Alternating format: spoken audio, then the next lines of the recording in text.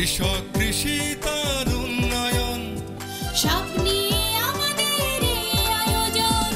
বাংলার কৃষি, বাংলার কৃষি, বাংলার কৃষি।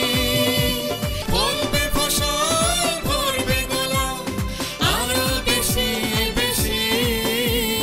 বাংলার কৃষি, বাংলার কৃষি, বাংলার কৃষি, বাংলার কৃষি, বাংলার কৃষি। সুপ্রিয় দর্শক, বাংলাদেশ টেলিভিশনের প্রতিদিনের কৃষি বিষয়ক অনুষ্ঠান বাংলার কৃষি থেকে আপনাদের সবাইকে শুভেচ্ছা। কৃষি, তথ্য, প্রযুক্তি, পরামর্শ এসব নিয়ে আমাদের প্রতিদিনের কৃষি বিষয়ক অনুষ্ঠান বাংলার কৃষি। কৃষক ভাইরা আমাদের আজকের বাংলার কৃষি অনুষ্ঠানে দেখবেন এ সময় মাঠ পর্যায়ে আপনার করণীয় সম্পর্কে একটি মাঠ প্রতিবেদন, সেই সাথে কৃষি বিষয়ক কিছু গুরুত্বপূর্ণ তথ্য এবং পরামর্শ, এবং শেষাংশে থাকছে মৎস্য ও প্রাণী সম্পদ বিষয়ক প্রতিবেদন। শুরুতেই মাঠ প্রতিবেদন।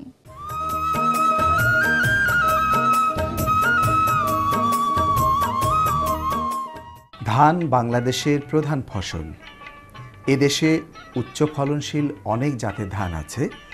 নেরিকা সম্ভাবনাময় উচ্চ ফলনশীল জাতের ধান। সম্প্রতি আফ্রিকার উগান্ডা হতে বাংলাদেশ কৃষি উন্নয়ন কর্পোরেশনের বিএডিসি নেরিকা 1, নেরিকা 4 ও নেরিকা 10 জাতের 3টি প্রজাতির ধান এনেছে। এদেশের আবহাওয়া উপযোগিতায় পরীক্ষামূলক কার্যক্রম বাস্তবায়ন করেছে। জাত 3টির পরীক্ষামূলক ফলন ইতোমধ্যে কৃষিক্ষেত্রে ব্যাপক সাড়া পড়েছে। নেরিকা ধান আউশ, আমন ও বোরো এ 3 মৌসুমে চাষ করা সম্ভব। স্বল্প জীবনকাল, খরা সহিষ্ণু, রোগবালাই সহিষ্ণু। এ জাতটির ফসল 90 থেকে 100 দিনের মধ্যে কর্তন করা যায়। হেক্টর প্রতি এর গড় ফলন 6.5 টনেরও বেশি। ধান ঝরে পড়ে না। নেরিকার ভাত সুগন্ধি, প্রোটিন বেশি, ভাত অত্যন্ত সুস্বাদু এবং রঙও আকর্ষণীয়। সারিবদ্ধ পদ্ধতির মাধ্যমে এ ধান বপন করা যায়। আবার বন্যা পরবর্তী কাদা জমিতে ছিটিয়ে এ ধান বপন করা যায়। মিস্টার বজলুল বাড়ি কৃষি এবং কৃষকের সাথে দীর্ঘদিন যাবৎ সম্পৃক্ত আছেন। তিনি 2013 সাল থেকে ব্রি কর্তৃক উদ্ভাবিত ব্রি ধান 28 চাষ করেছেন এবং তিনি শুধু পটিয়াতেই না, পটিয়ার পার্শ্ববর্তী বিভিন্ন উপজেলা যেমন বাঁশখালী, আনোয়ারা, হাটহাজারী, চন্দনাইশ সহ বিভিন্ন এলাকায় তিনি সরবরাহ করেছেন।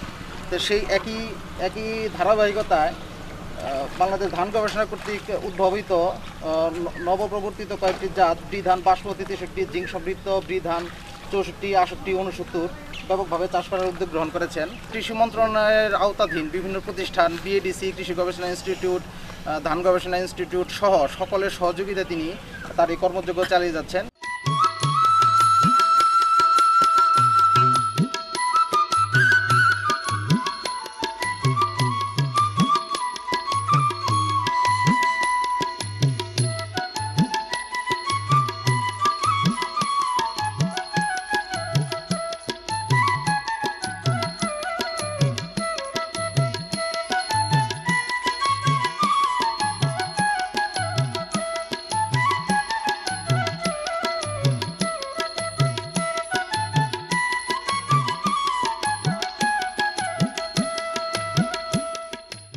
আলহাজ শামসুল হক চৌধুরীর সহযোগিতায় পটিয়া ফাউন্ডেশনের উদ্যোগে ইতিমধ্যে তিনি সমগ্র পটিয়ায় ব্যাপকভাবে বীজ সরবরাহ করেছেন। আমরা পাশাপাশি উনি এখানে মৎস্য উৎপাদন এবং পাশাপাশি পোলট্রি ফার্মের মাধ্যমে এলাকায় ব্যাপক সাড়া জাগিয়েছেন। এলাকার কৃষকদের সাথে এসে আজকে যে সময় দিচ্ছেন এবং এলাকার কৃষকের উন্নয়নের সাথে আধুনিক চাষাবাদের ফলে আজকে উৎপাদন ক্ষমতা বৃদ্ধি করতেছেন। এটা আমাদের দেশের জন্য আমরা আশা করব এটা একটি ভালো দিক।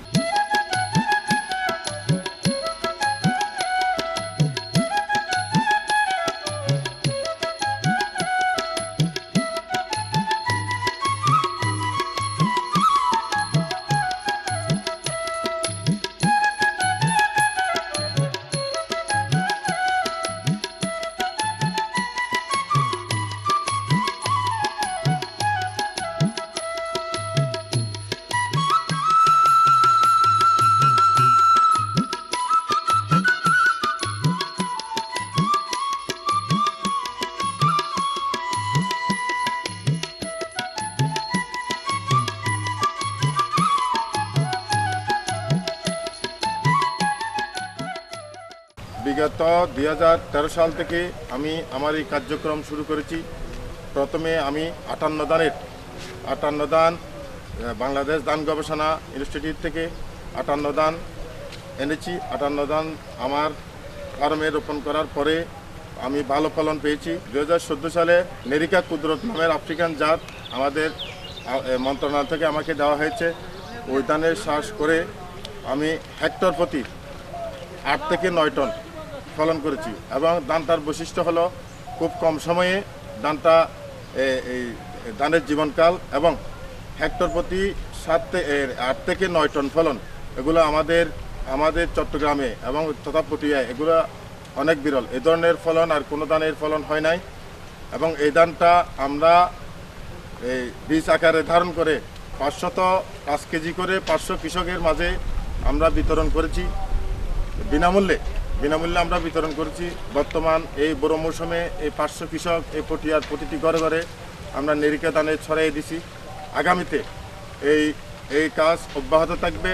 বৈজ্ঞানিক পদ্ধতিতে কৃষকদের মাঝে চাষাবাদ করার জন্য উদ্বুদ্ধ করার জন্য আমি বৈদ্যুতিক পদ্ধতিতে সুর করে ধানের গাছ লাগাইছি, যেটা অন্যান্য কৃষকেরা এটার প্রতি উদ্বুদ্ধ হয়ে ভালো ফলন ভালো রেজাল্ট পাবেন। এবং কৃষি মন্ত্রণালয় ও বাংলাদেশ ধান গবেষণা ইনস্টিটিউটের সহযোগিতায় মাননীয় সংসদ সদস্য আলহাজ শামসুল হক চৌধুরীর সহযোগিতায় ধান বাসমতি 63, জিঙ্ক সমৃদ্ধ 64 এবং 68, 69, 60টা ভ্যারাইটি আমি আমার এই প্লটের মধ্যে সারিবদ্ধভাবে আমি রোপণ করে দিয়েছি। এটা যদি ভালো ফলন হয় তাহলে আমরা আমাদের পটিয়া তথা চট্টগ্রামের প্রতিটি কৃষকদের ঘরে ঘরে আমরা এটা পৌঁছে দেব। স্থানীয় কৃষকগণ এ জাতের ফলন দেখে খুবই উৎসাহী। তারা দ্রুত নেরিকার বীজ বিএডিসি থেকে পেতে চান।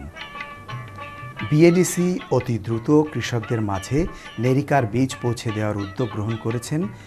এর মধ্য দিয়ে বাংলাদেশ খাদ্য নিরাপত্তা অর্জনে আরও এক ধাপ এগিয়ে যাবে, দেশ হবে স্বনির্ভর।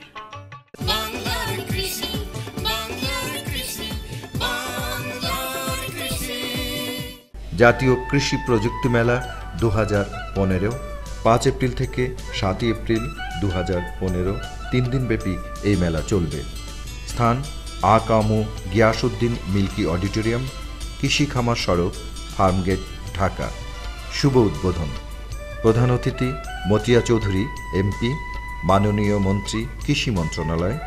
বিশেষ অতিথি মোহাম্মদ মকবুল হোসেন এমপি, সভাপতি কৃষি মন্ত্রণালয় সম্পর্কিত স্থায়ী কমিটি। বিশেষ অতিথি AZM মমতাজুল করিম, মহাপরিচালক কৃষি সম্প্রসারণ অধিদপ্তর। সভাপতিত্ব করবেন জনাব বিজয় ভট্টাচার্য, অতিরিক্ত সচিব কৃষি মন্ত্রণালয়। দর্শক দেখছিলেন বাংলাদেশ টেলিভিশনের প্রতিদিনের কৃষি বিষয়ক অনুষ্ঠান বাংলার কৃষি। এ সময় মাঠ পর্যায়ে করণীয় সম্পর্কে আপনাদের জানাতেই আমাদের এই বাংলার কৃষি। সঙ্গেই থাকুন এবারে প্রাণী সম্পদ বিষয়ক প্রতিবেদন।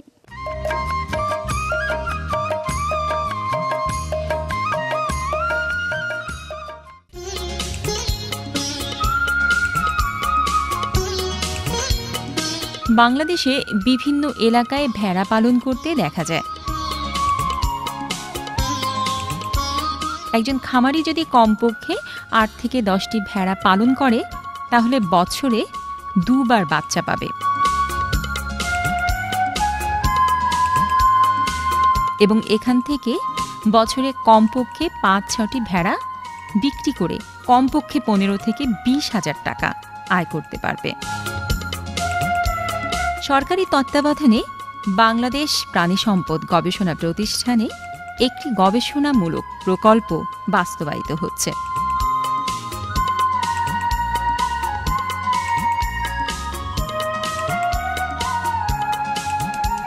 যার সুফলে বাংলাদেশে 11টি উপজেলায় খামারিরা সরাসরি লাভবান হচ্ছে।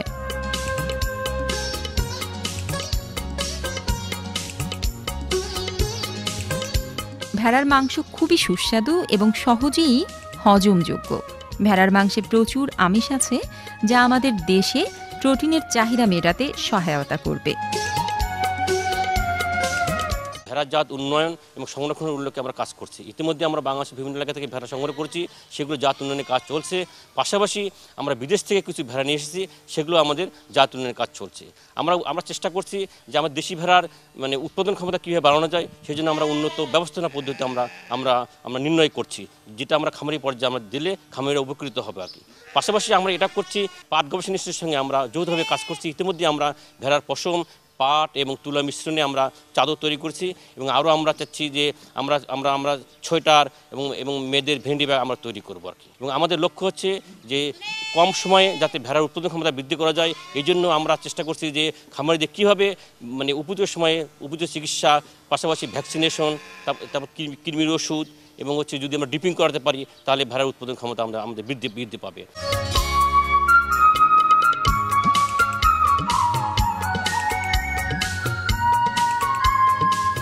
ভেড়ার পশম থেকে ইতোমধ্যে চাদর, ম্যাট ইত্যাদি তৈরি হচ্ছে।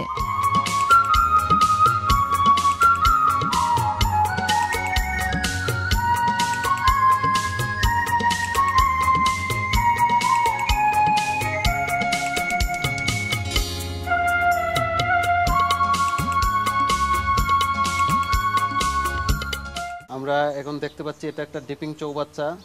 ডিপিং হলো একটা ভেড়ার খামার, ছাগল ভেড়ার খামারের একটা উল্লেখযোগ্য ব্যবস্থাপনার অংশ। প্রতি মাসে একবার ডিপিং করতে হয়। ডিপিং করার জন্য আমরা সাধারণত যে জিনিসটা ইউজ করি সেটা হলো 0.5% ম্যালাথিয়ন, একটা কীটনাশক। আর ডিপিং করার উদ্দেশ্য হলো ডিপিংয়ের মাধ্যমে আমরা যে সব ভেড়া, ছাগল ভেড়া যেসব বাহ্যিক যে পরজীবী আছে, যেগুলো উকুন, আঠালি ইত্যাদি, এগুলা থেকে প্রতি মাসে একবার ডিপিং করলে ছাগল ভেড়াকে সহজেই বাহ্যিক পরজীবী থেকে মুক্ত রাখা যায়। এটাই হলো ডিপিংয়ের আসল উদ্দেশ্য। এতে ছাগল ভেড়ার মানে উৎপাদনশীলতা অনেক বাড়ে এবং চিকিৎসা এবং অন্যান্য ব্যবস্থাপনা খরচ অনেক কম হয়।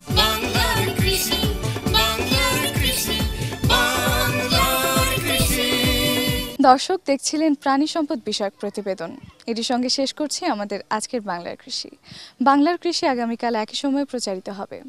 আর এই অনুষ্ঠান সম্পর্কে আপনার যে কোনো মতামত আমাদের লিখে পাঠাতে পারেন। আমাদের লিখবার ঠিকানা প্রযোজক বাংলার কৃষি, বাংলাদেশ টেলিভিশন ভবন, রামপুরা, ঢাকা। ইমেইলেও আমাদের লিখতে পারেন। আমাদের ইমেল আইডি banglarkrishi@ais.gov.pd। আমাদের ফেসবুক আইডি বাংলার কৃষি। আজ এ পর্যন্তই, আল্লাহ হাফেজ। কৃষক, কৃষি তার উন্নয়ন, সব নিয়ে